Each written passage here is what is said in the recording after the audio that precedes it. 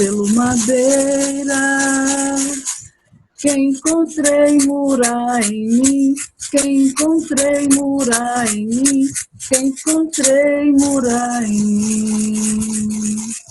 Suas memórias revivi, suas histórias escrevi, encontrei morar em mim, encontrei força em mim, encontrei morar em mim. No Itaparanã eu encontrei Cacique Mura, encontrei Cacique Mura, encontrei Cacique Mura. Suas canções eu escutei e segui o caminho das águas, e segui o caminho das águas, e segui o caminho das águas. Em Nazaré eu encontrei parente Mura, encontrei parente Mura, encontrei parente Mura. Veio lá do Jauari e também do Arapeara, e também do Arapeara, e também do Arapeara. Depois cheguei em Sissaíma, lá meu povo resistiu, lá meu povo resistiu, lá meu povo resistiu. No Itaparanã é preciso demarcar, é preciso demarcar, é preciso demarcar. Onde houver mura lutando, para a terra demarcar, para a terra demarcar, para a terra demarcar. No Capanã é lugar murar também, é lugar murar também, é lugar murar também. Em Porto Velho renasceu Mura para relembrar, Mura para relembrar, território de memória, território de memória. Foi navegando pelo Madeira, que encontrei morar em mim, que encontrei força em mim, que encontrei morar em mim.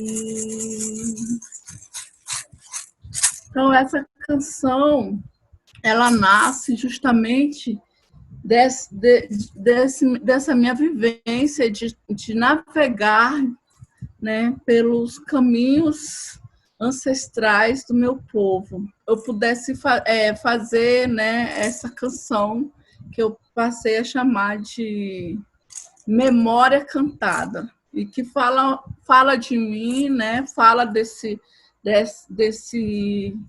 território ancestral Mura, desses lugares Mura por onde eu ando e que me acolhem, que eu faço parte.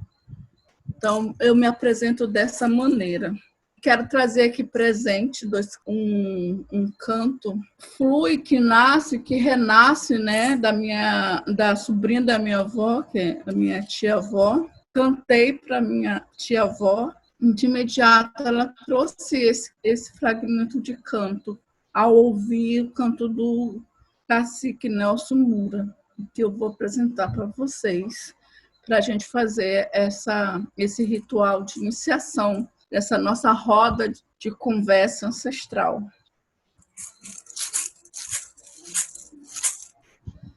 Kainana, kainari, kainana, kainari, caracapitu, tum, tum, tum, caracapitu, tum, tum, tum. Joaquim é cutia, Tucumã é Uçá, Jauari, Tucumã, Tiquiá, Jauari, Tucumã, Tiquiá. Kainana, Tainari, Tainanã, Tainari, Caracapitu, tum, tum, tum, Caracapitu, tum, tum, tum. E aí eu chego em Nazaré e canto esse canto que eu ouvi do seu Nelson Moura, cacique Nelson Moura, no Itaparanã, e canto para minha tia-avó em Nazaré. E ela termina de ouvir o canto, e aí ela começa a cantar. No galho do pau, Juruaiguá. No galho do pau, Juruaiguá. Icanicarorô, Iapopô. Icanicarorô, Iapopô. Cauarribiaí não há, Cauarribiaí não há. Quando ela cantou esse canto, eu fiquei muito feliz, porque eu achei que eu não ia conseguir ter contato com nenhum fragmento sequer de uma língua, nem que seja um fragmento, né, de uma língua que vem dos meus antepassados, né, porque a nossa língua mura, desde o século XVIII, devido a essa perseguição, essa guerra que foi declarada contra nós, teve sequestrada, né, teve, enfim, assassinada a nossa língua, foi arrancada a nossa língua.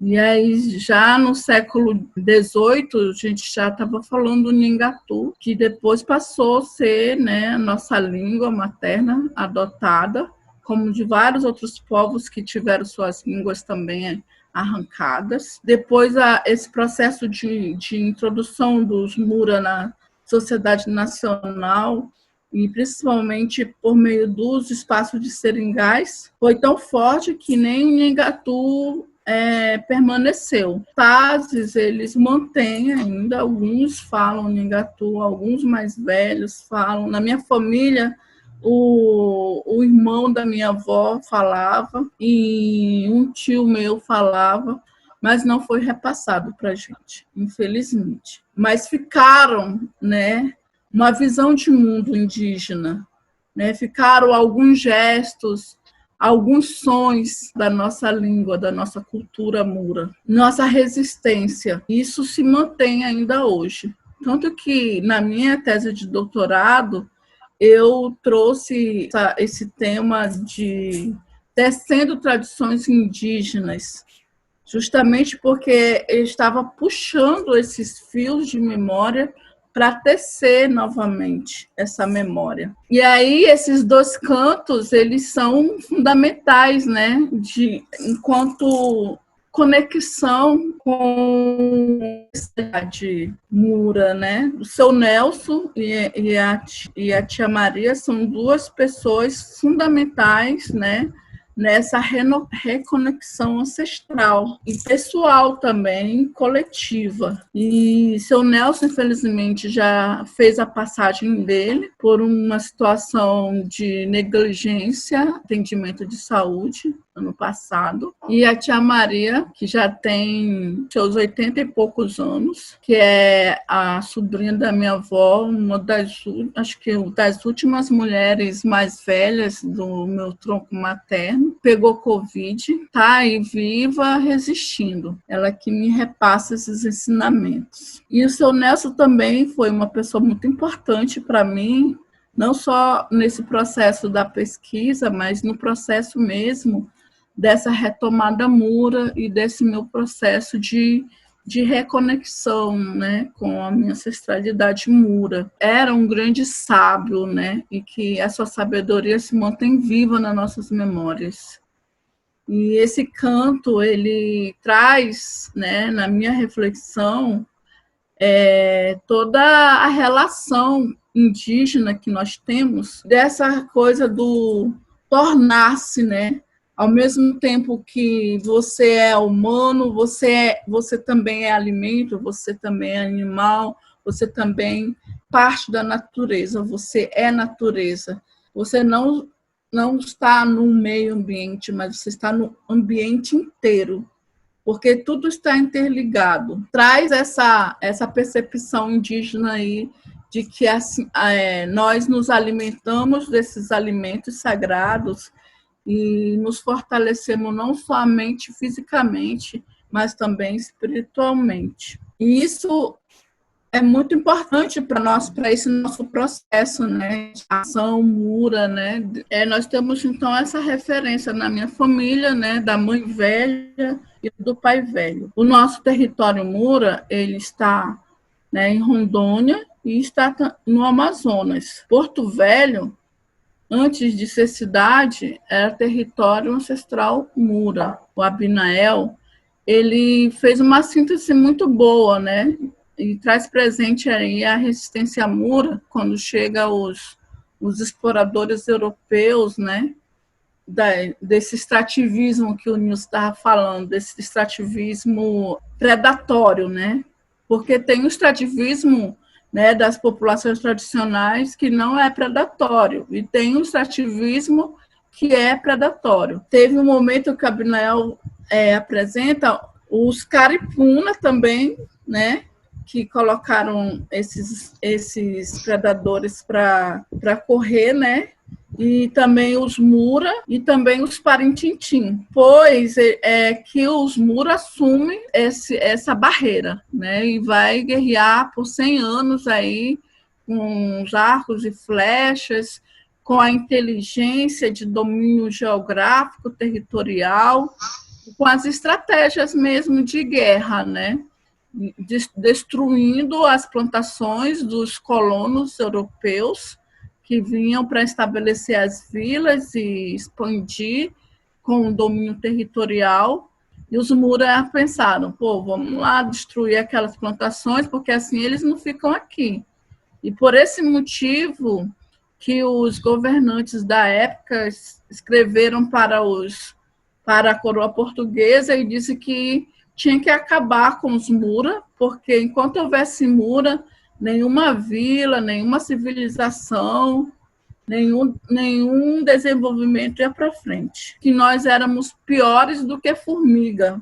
Nós destruíamos tudo. E aí, quando é declarado a guerra justa, né, no caso, justificada, né, por eles, de que precisava nos exterminar. Tem aí essa referência Mura que não negociaram com os colonizadores. Posteriormente, por conta da pressão não só colonizadora, mas também de outros povos indígenas, os Munduruku disputavam sempre, né, esse território também com os Mura. Depois a pressão também dos Parintintim também.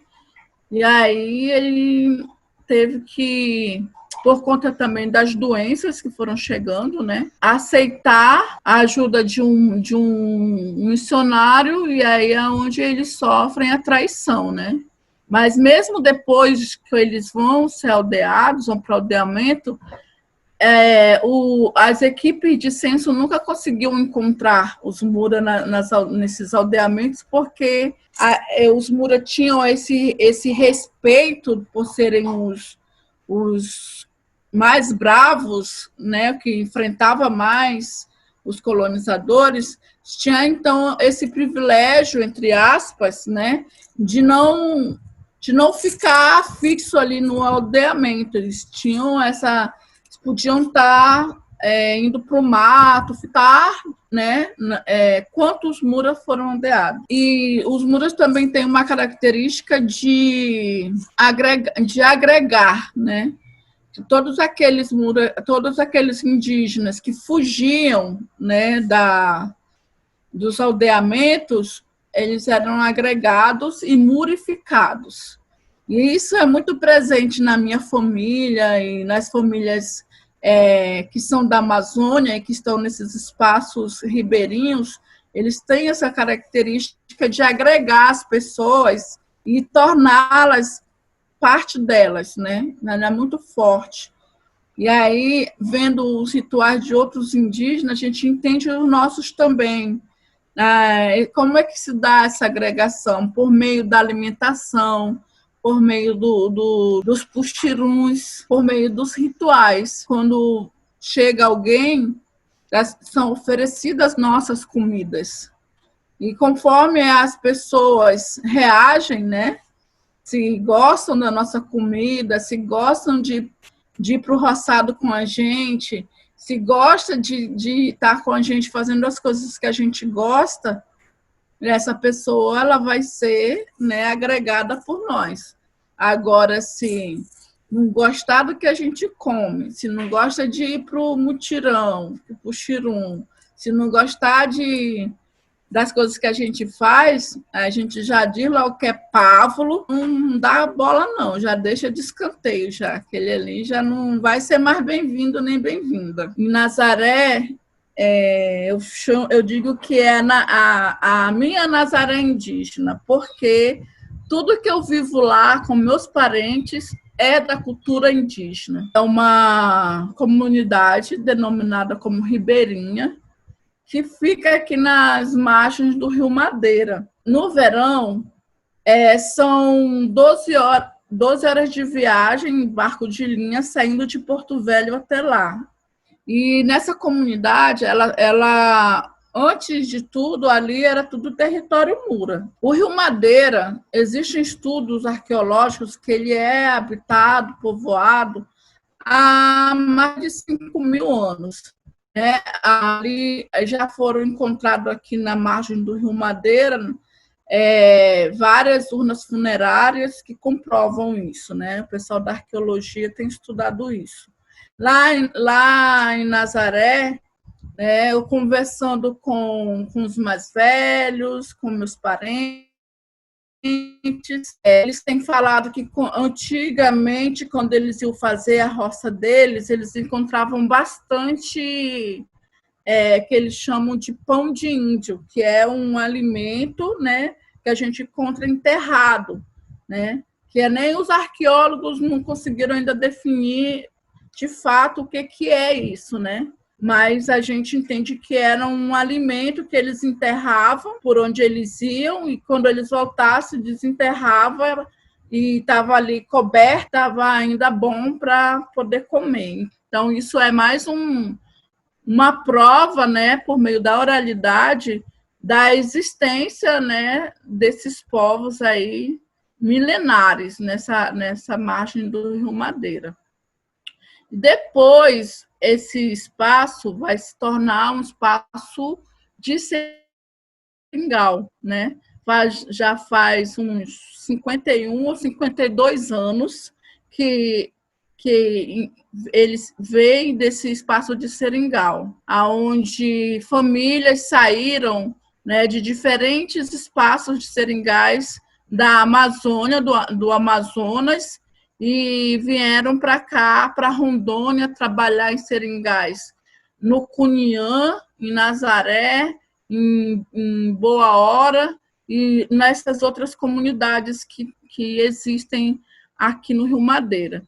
Nessa historiografia do Abimael, achei interessante porque ele vai pontuando ali as localidades, né? O que era antes.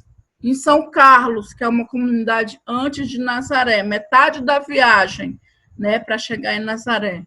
São Carlos era eles transformaram no antigo presídio. Era ali que ficavam as pessoas que saíam das regras, né, colocadas pelos colonizadores e ficavam presos ali. Né? E Calama era uma missão, né? Uma missão jesuítica onde tinha um aldeamento. A minha família, como outras famílias, se deslocaram do seringal lá do espaço do Uruapiara, que é um território Mura-Pirahã e um território Parintintim, e aí se tornou também um espaço de seringal. Hoje, há essa relação de intercasamento entre os que são do espaço do seringal e os que são do espaço das aldeias. Então, Uruapeara é uma palavra mura. É uma das poucas palavras que se mantiveram.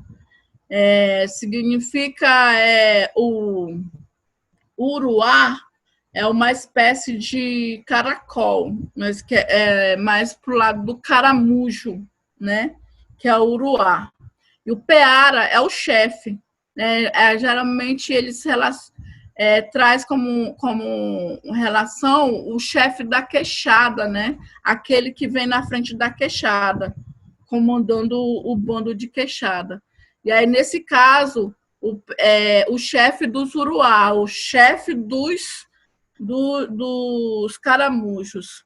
Então, até hoje, os mais velhos contam que no fundo do lago do Urapiara existe um grande uruá, né?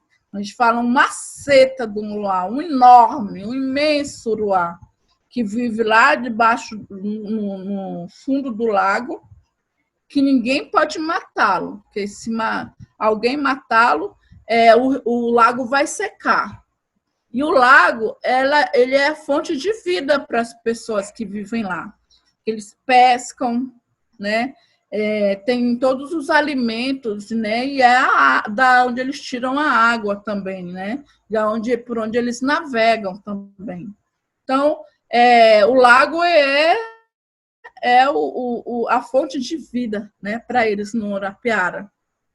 E aí eu vejo aí uma forma que eles mantêm vivo, né, essa ancestralidade que está ali no inconsciente deles, mesmo que eles hoje não tenham essa memória tenha sido sequestrada e que eles não consigam dizer que é mura, porque isso foi negado a eles há 4 gerações, né? Quando minha tataravó é tirada do seu território, vai trabalhar como empregada do patrão português, vai ter vários filhos com esse patrão português, não vai poder sequer criar esses filhos, e quem vai criar esses filhos é uma mulher portuguesa, e a minha avó, minhas tias-avó vão ter como referência de avó essa mulher portuguesa e não a sua mãe indígena. Então, isso tudo foi negado para as outras gerações que antecederam a minha, há 4 gerações atrás. Mas conversando com outros parentes, até mesmo com um grande amigo, parente, que tem me conduzido muito nesses caminhos e tem me ensinado a puxar esses fios de memória, que é o Ailton Krenak, né?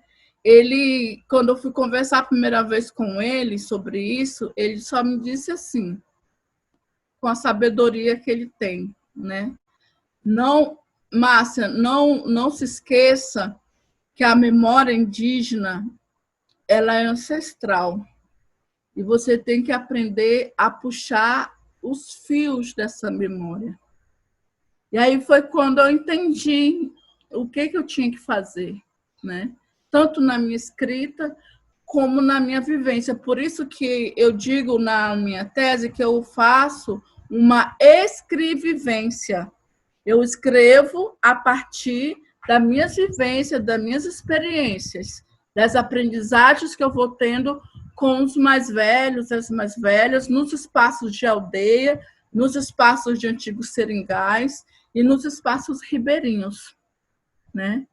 Então, eu faço esse exercício e, assim, e vou trazendo essas aprendizagens que eu vou tendo com as pessoas mais velhas da minha família, do meu povo, e essas outras pessoas sábias, né, dos outros povos que eu dialogo, né? Tem várias pessoas, a Tamicuã, que é bem mais nova do que eu, né, que me adotou como mãe, que é uma grande guerreira que foi a primeira a puxar a retomada do Jaraguá, lá em São Paulo, e que me dá grandes ensinamentos, né? E tantos outros, né? Como a dona Margarida Tenharim, quando me disse que eu não falava a minha língua porque tinham tirado de mim. Mas ela sentia que eu era indígena porque isso estava no meu coração. Então, assim, cada vez que uma pessoa mais velha, mesmo que sendo de outra etnia, me recebia e me falava algo assim, isso ia me alimentando, né? Ia me impulsionando a buscar essa minha afirmação Mura. E aí, quando eu encontrei os parentes Mura lá em Humaitá, né? Porque eu só ouvia falar que tinha Mura em Humaitá, mas eu nunca tinha visto, né? E aí, quando eu consegui encontrá-los, para mim foi uma grande... Era algo que para mim parecia que ia ser impossível, né? E quando aconteceu, para mim foi assim, o encontro comigo mesma, né? Encontro com a minha história, com o sentido da minha existência. E a partir deles, a gente construindo os próprios procedimentos da história oral, permite, né, essa colaboração, esse fazer junto. E aí também, desde o início, eu falei para eles que eu queria fazer um puxirum junto com eles, um trabalho coletivo. E eles concordaram e foi o que nós fizemos, um grande puxirum, né? E essa rede foi só crescendo, né? Foi só aumentando e hoje eu tô, né? A gente construiu o coletivo Mura aqui em Porto Velho, como eu falo na canção na canção da memória, né? Que aqui em Porto Velho renasceu Mura para relembrar território de memória, né? E aí a gente conseguiu formar esse coletivo, porque, né, agora não é a Márcia Mura que está falando, é o coletivo Mura que está dizendo que está aqui, que existe e que resiste, que aqui é território ancestral Mura, né? Então, isso me fortalece, e isso também fortalece o coletivo, um fortalecendo aos outros, né? E é muito gratificante, né, poder receber, né, o respaldo, o reconhecimento, o carinho dos Mura de Altazes, dos Mura de Borba, né, ser recebida como parte da terra indígena da aldeia Itaparanã, como irmã, e fazer parte dessa luta pela demarcação do território Itaparanã, dessa luta contra esses empreendimentos desenvolvimentistas que atravessam nossos territórios, agora mesmo no Capanã, estão enfrentando aí essa pavimentação, esse projeto de pavimentação do trecho que falta pavimentar, da 319, que sai daqui de Porto Velho e vai até Manaus, né?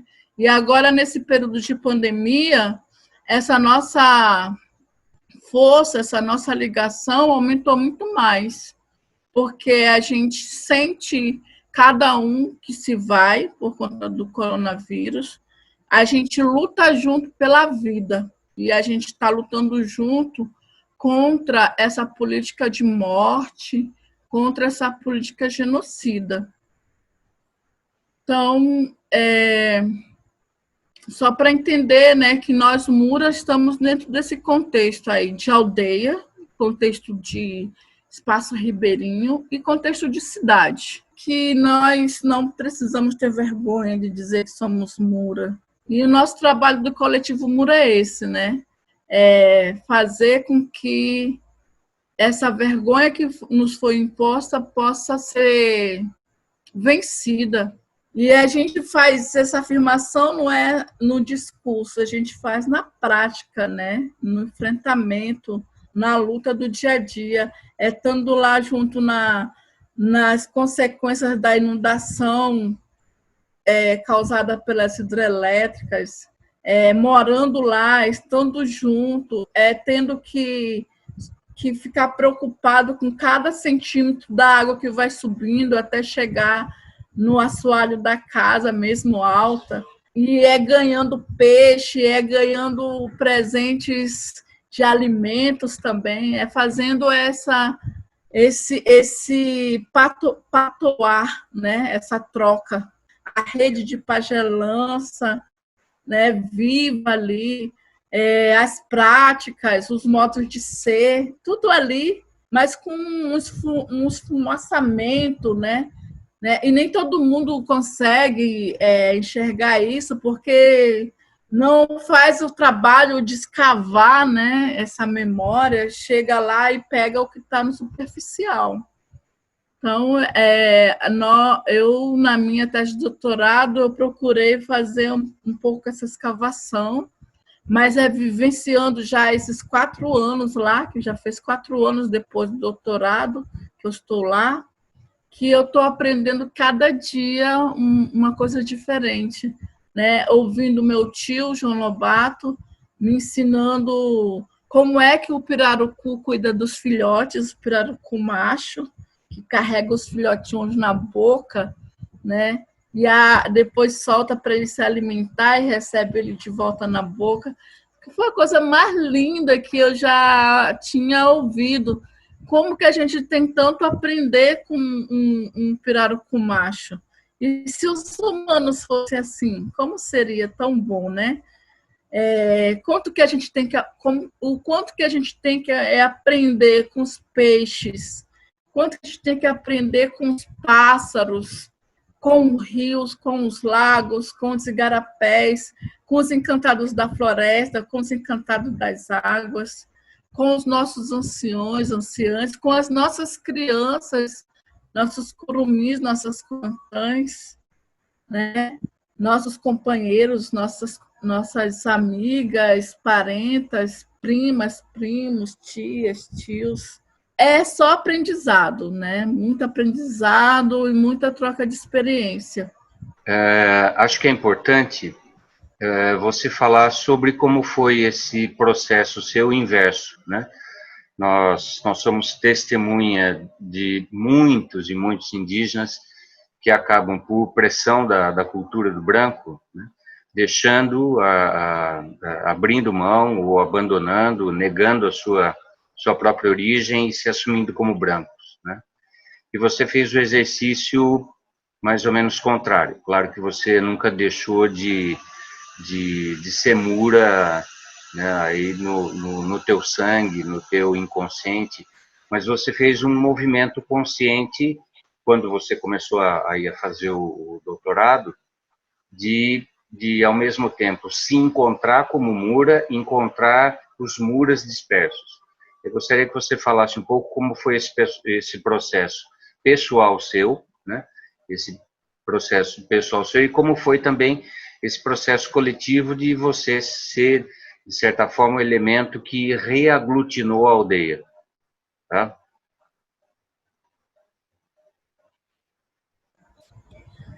Nemeguera e Nilson pela pergunta, e assim, é muita satisfação estar aqui conversando com você, com a Beth, com a Letícia, que eu ainda não conhecia, né? Vocês dois conhecem um pouco da minha trajetória, né, de formação acadêmica. Algumas pessoas, e gostei muito do jeito que você perguntou, né? Porque muita gente fala assim, como foi que você virou mura, né? Como se fosse uma coisa assim, vou virar mura agora, entendeu? Então, assim, a forma que você perguntou foi assim, muito respeitosa e eu agradeço por isso. Essa minha aproximação, né, com a ancestralidade indígena foi um longo processo, né? Na verdade, ela começou quando eu tinha 18 anos de idade, quando eu vou trabalhar no CIM, Conselho Indigenista Missionário, e lá eu tenho contato com os Caritiana, com os Uruauau, né, com os Tenharim, com os Parintintim, com vários povos, né, daqui de Rondônia. E vou começar a trabalhar diretamente com eles. E vou coordenar o grupo de apoio, né, aos povos indígenas em Porto Velho. E aí, a partir daí eu me tornei uma militante, né, uma ativista das causas indígenas, defensora, né, das causas indígenas. Vamos dizer assim, de 92 até 2010, me coloquei enquanto apoiadora das questões indígenas. Eu sabia que eu tinha origem indígena, mas eu não sabia de que povo eu era. E também tinha consciência que a forma de como a gente se alimentava, a forma de como a gente vivia, a minha família, sempre eu ia com a minha avó, né, para os sítios onde morava um tio meu, sempre morou em sítio em beira de estrada, ou na beira de rio, nunca a terra dele, sempre cuidando da terra dos outros, plantando para os outros, cuidando da terra para os outros. E aí depois foi para a beira do rio, e aí já tendo um espaço dele. E aí sempre estive nesses espaços, né? Ligada à floresta, ligada ao rio. Então, isso eu sempre tive, né, essa relação. Minha avó, mesmo nunca dizendo que ela era mura, que ela era indígena, ela gostava de dizer que ela era amazonense, né? Ela dizia: o que a senhora é, avó? Sou amazonense. E nesse jeito amazonense dela ser, ela me ensinou a ser indígena, ela me ensinou a olhar o mundo como indígena. Só que essa consciência eu fui tomando aos poucos, só depois que eu vim tomar essa consciência, né? Tanto que eu, quando era criança, eu acreditava que eu era filha do Bem-TV, porque ela dizia que eu era filha do Bem-TV, né? E aí, quando eu escutava o canto do Bem-TV, ela dizia: olha lá, teu pai está te chamando. Então, eu achava... E hoje eu me sinto uma filha do Bem-TV, porque depois que meu pai morreu, meu pai biológico, eu tenho essa conexão muito forte com o Bem-TV, de ele estar perto, ele aparecer para cantar quando eu estou triste, quando estou indecisa, quando estou em momentos difíceis. Ele aparece para cantar e tem um efeito muito grande sobre o meu emocional. Os pássaros em si me liga muito à minha avó, né? Porque ela gostava muito de pássaros. Tanto que quando ela morreu, o Tanã, que hoje tem os seus 24 anos, na época ele ainda era criança, eu falei para eles que a avó deles tinha virado passarinho. Então, toda vez que eles veem um passarinho, eles falam: olha, vovó, né? Às vezes a gente está conversando, chega um passarinho, fica ali escutando, aí, ó, a vovó tá aqui escutando a gente falar. Então, essa relação com os passarinhos está muito interligada, né, comigo em relação ao meu pai e eles em relação à avó deles, né? E isso foi ela que me ensinou. Tanto quando eu fui reconstruir essa rede de parentesco, eu não tive dificuldade de ser aceita pelos meus parentes, que ela tinha me educado assim, ela tinha me ensinado tudo isso.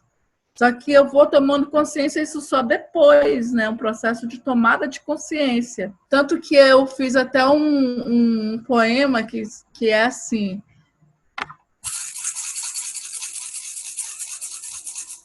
antes de eu nascer, eu era água, eu era vento, eu era chuva, eu era terra. Depois que eu recebi o sopro de Acte-Parré, me tornei gente. E fui alimentada por minha avó com os frutos dados por Namantuique, piquiá, puruí, abacaba, açaí, cará roxo. Eu sou a minha avó indígena. Quando eu vou para a Uni, foi nas aulas do professor Marco Teixeira, quando ele dizia nas aulas que o Rio Madeira existia uma grande nação chamada Mura, que guerreou por 100 anos com os colonizadores. Aí eu comecei me formando enquanto historiadora, né, e buscando, né, essas historiografias, essas informações, ouvindo, aí me tornei oralista por conta da relação com o professor Alberto, a professora Fabíola, na vivência no Centro de Hermenêutica, e aí o fato de, no Centro de Hermenêutica, ter um projeto guarda-chuva, que era Nordestinos na Amazônia, eu fiquei pensando, bom, se a gente vai poder entrevistar seringueiros, então eu posso entrevistar minha avó, que eu cresci ouvindo as histórias dela do tempo que ela morava no Seringal. Daí é quando eu inicio essa minha trajetória de fazer a história oral com a minha própria família e construir as memórias, minhas próprias memórias. Inicialmente eu fiz a monografia, né, com a história oral com os Caçupá, né, contribuindo com eles, né, nesse processo de afirmação Caçupá em Porto Velho e reconhecimento deles aqui em Porto Velho. E eles utilizaram a minha monografia para o Ministério Público enquanto documento para ajudar na demarcação.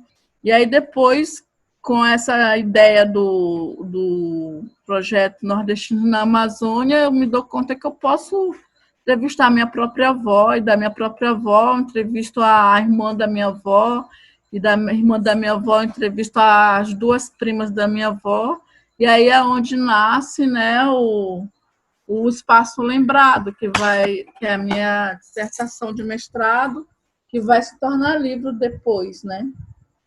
Que aí tem as 4 narrativas das 4 mulheres, que é a minha avó, a irmã dela e mais 3 primas dela.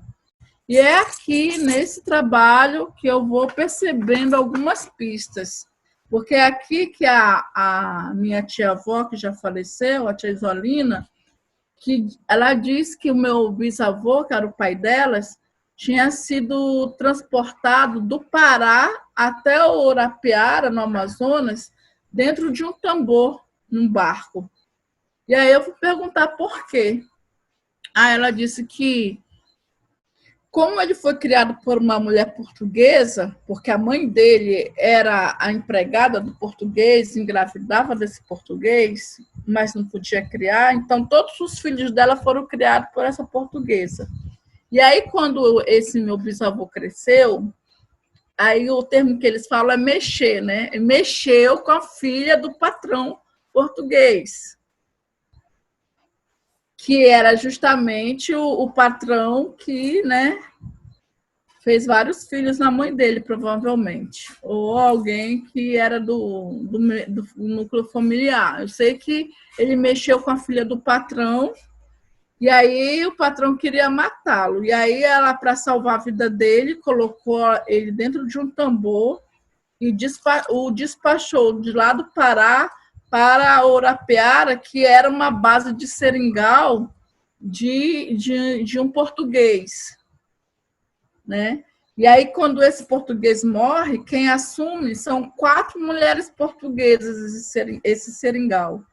Aí tem até uma história que eles contam, que quando essas 4 irmãs chegam lá no Orapiara, o marinheiro lá que está navegando lá no barco, pilotando o barco, vai amarrar uma corda no arbusto que está encostado na água do lago. E aí, quando ele amarra essa corda, aí começa a puxar, né, para afundar o barco, aí ele desamarra imediatamente. E aí eles encontram um indígena que sabia falar português. Provavelmente esse indígena era Mura, porque os Muras já sabiam falar português nessa época. Que fala para eles que tinha sido o Uruá que estavam querendo puxá-los para o fundo do lago, né? Então, esse seringal que estava sendo administrado por essas 4 mulheres portuguesas é para onde essa mulher portuguesa que está lá no Pará despacha meu bisavô, para esse espaço de seringal, dentro desse tambor, para não morrer, para o patrão português não matá-lo. E aí, chegando lá no Urapiara, ele vai formar família. Aí é onde ele vai casar com a minha bisavó, que a família dela vem do Ceará, né? E aí, o pessoal que vem do Ceará, para não dizer que é indígena, diz, não, eu não sou indígena, eu sou cearense.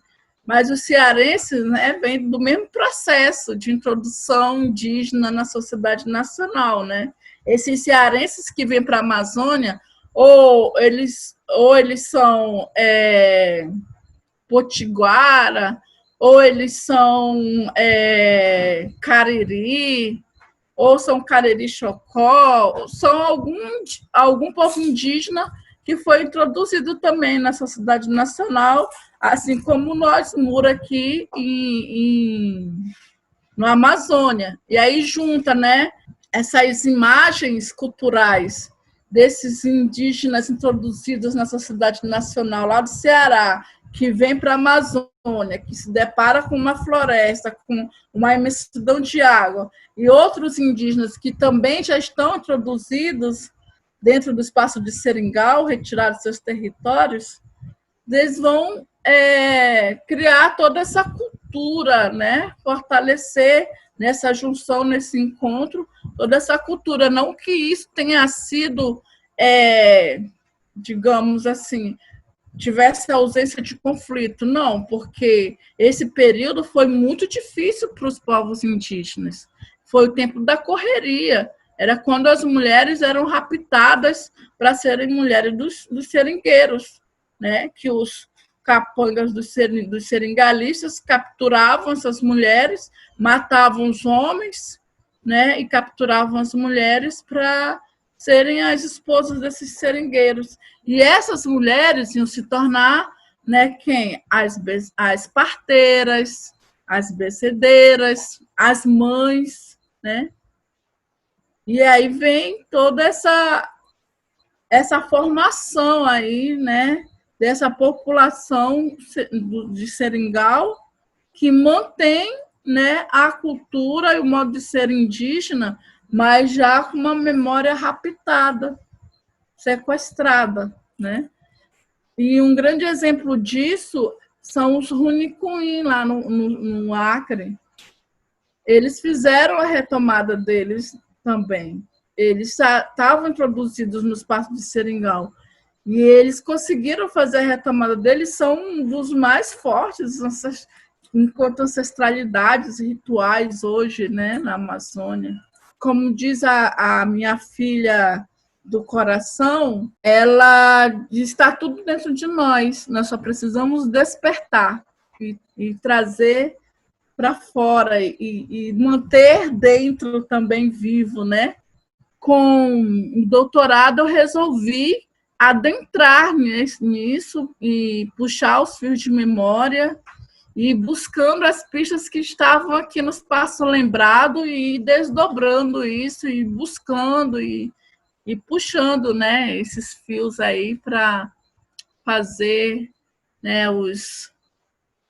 a nossa ancestralidade se fortalecer novamente.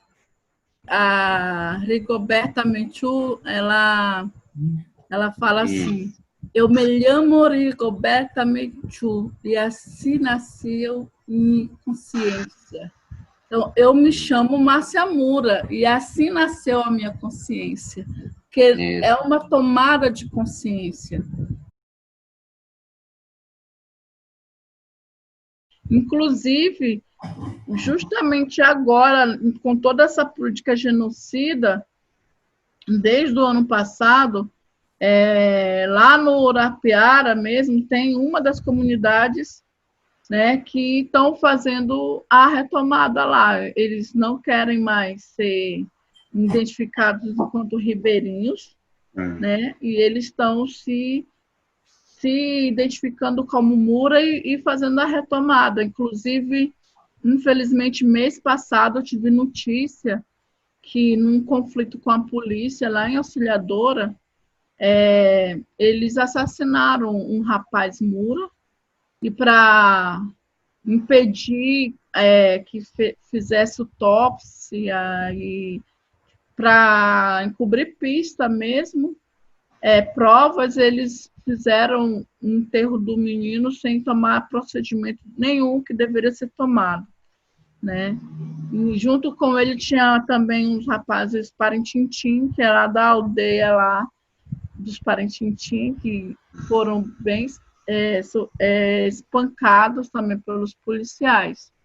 Né? Os policiais se defendem, dizendo que eles foram atacados por esses rapazes, mas, na verdade, o que meu irmão contou é que ele não estava lá, mas os parentes falaram para ele que eles estavam bebendo lá, né, no grupinho deles, e a polícia ficou dizendo que não podia ficar ali, e eles permaneceram lá, e a polícia estava batendo num deles e eles revidaram, né? E aí eles também bateram, né, em um dos policiais, só que daí, como os policiais tinham todo o aparato, né, de polícia, eles espancaram os outros e assassinou um deles, que era Mura, né? Então, esses conflitos tão intensos aí, retomadas acontecendo, né? É uma coisa que tá aí, né, em ebulição, né? Tá sendo revirado aí as coisas, e as pessoas não estão querendo mais ser vista, querem buscar, né, a sua afirmação e viver, né, esse direito de dizer que é Mura e continuar vivendo como já vive, não precisa mudar nada do jeito que vive, é só mesmo dizer, colocar lá, terra indígena Mura. Basta só colocar ali a definição, porque o modo de vida vai ser o mesmo que eles já vivem. Meu primeiro encontro foi com os Mura do Itaparanã. Uma grande parte deles estavam na cidade.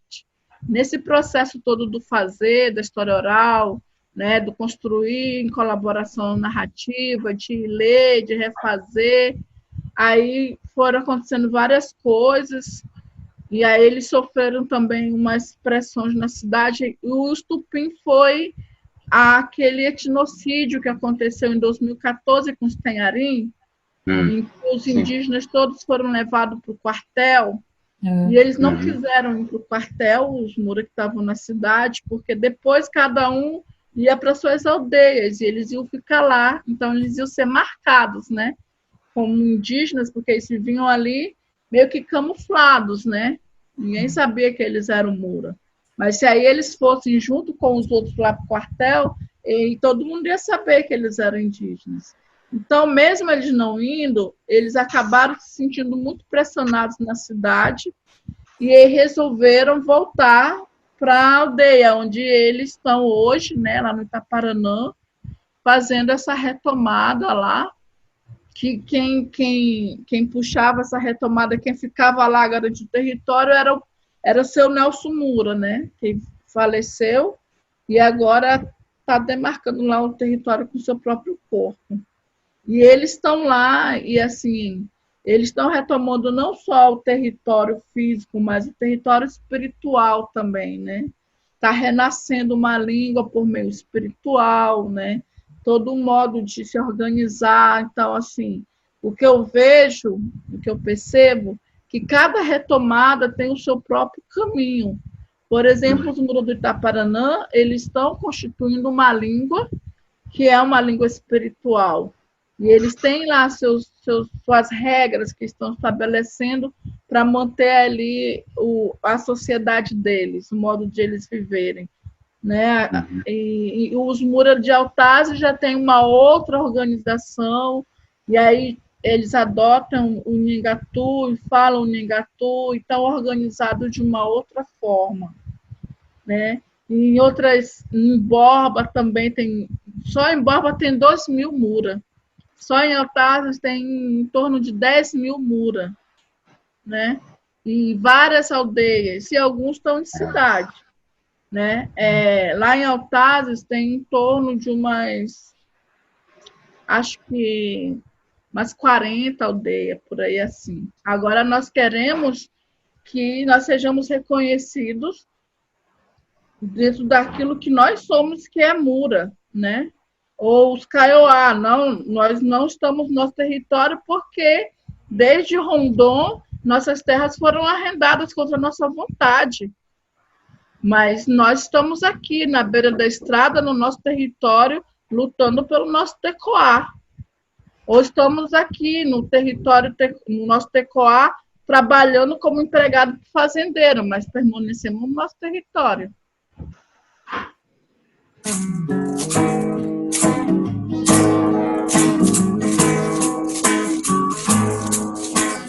Mura, mura, mura, mura, mura, mura. Mura, mura, mura, mura, mura, mura. Kainara, kainari. Kainara, kainari. Caracapitu, tum, tum, tum. Caracapitu, tum, tum, tum. Caracapitu, tum, tum, tum. Caracapitu, tum, tum, tum. Joaquim é Cutia, Tucumã é o Sá, Jauari, Tucumã, Piquiá, Jauari, Tucumã, Piquiá. Kainarã, kainari. Kainarã, kainari. Caracapitu, Caracapitu, Caracapitu, Caracapitu.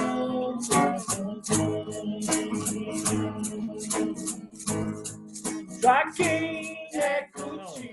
Essa tá na língua, né, que a Márcia falou para vocês, né, a língua de inspiração aí do povo Mura, do Itaparanã, e aí eu compus uma canção na língua, né, para justamente ir fazendo esse eco, né, para que se ocupe todos os espaços possíveis, né. Então a música eu tenho utilizado para reforçar aí, né, essa presença da língua Mura.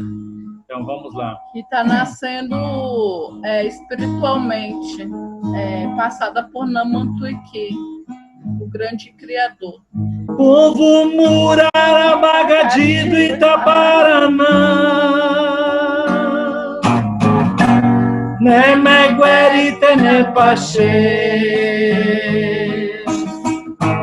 Povo Mura, Arabagadi do Itaparanã, Nemegueri Tenepaxê.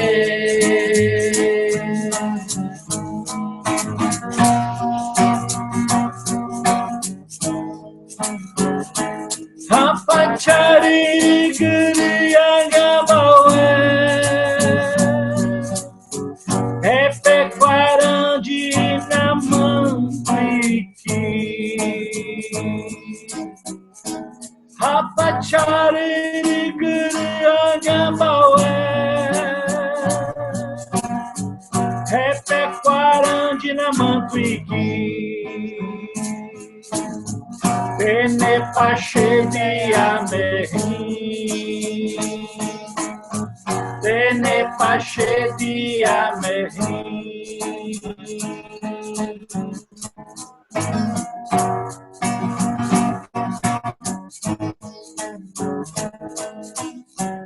Macuturuna Dauamã,